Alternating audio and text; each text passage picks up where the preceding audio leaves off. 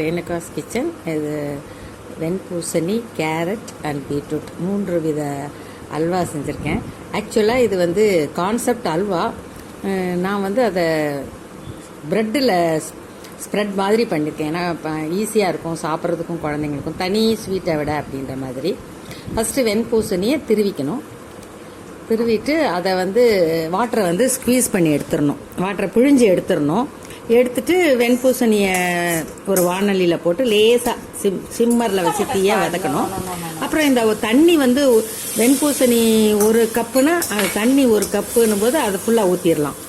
அது சரியாக இருக்கும். 1 கப் வாட்டர் அண்டு 1 கப்பு வெண்பூசணி.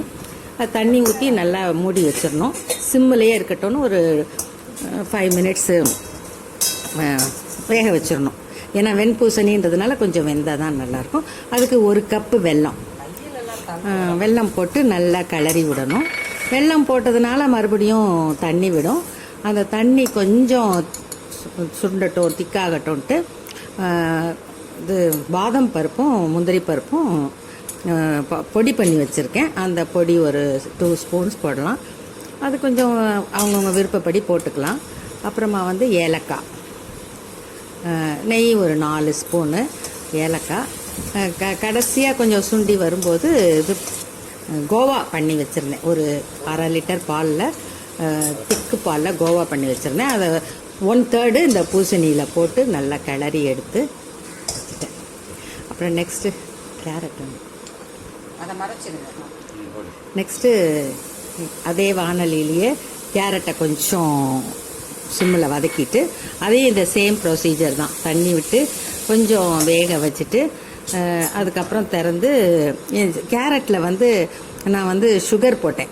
நான் சுகருக்கும் கேரட்டுக்கும் கொஞ்சம் நல்லா இருக்கும்ன்ற மாதிரி எல்லாத்துலேயும் வெல்லம் வேணான்ட்டு சுகர் போட்டு 1 கப்பு கேரட்டுன்னா அந்த சின்ன கப்பில் 1 கேரட்டு சுகர் போட்டு நல்லா, இதுலேயும் சுகர் போட்ட உடனே கொஞ்சம் தண்ணி வரும்.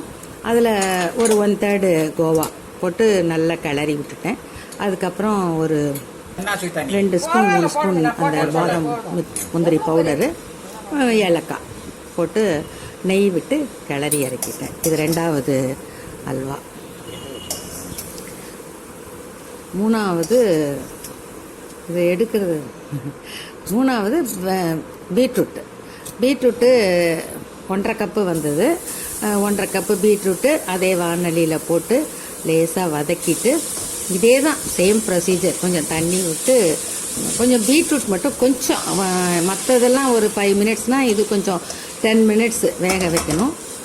வெந்த பிறகு அதில் வந்து கோவா போட்டு இதே மாதிரி ஏலக்காய் பவுடர், முந்திரி பவுடர், வெல்லம். பீட்ரூட்டுக்கும் வெல்லமே போட்டேன், வெண்பூசணிக்கும் வெல்லமே போட்டேன். 2ம் போட்டு கிளறி இறக்கிட்டேன்.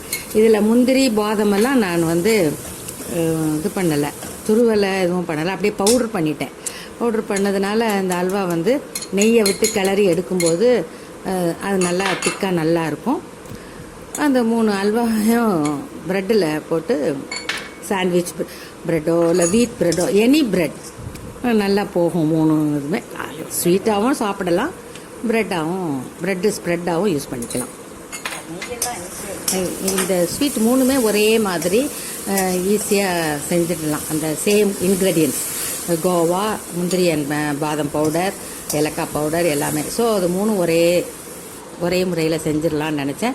ப்ரெட் ஸ்ப்ரெட்டாகவும் யூஸ் பண்ணுறதுக்கும், ஃபங்க்ஷன்ஸில் வைக்கிறதுக்கும், குழந்தைங்க பர்த்டே அந்த மாதிரி சமயத்தில் அதுங்க ரொம்ப லைக் பண்ணுன்ற மாதிரி எடுத்திருக்கேன். நீங்கள் எல்லோரும்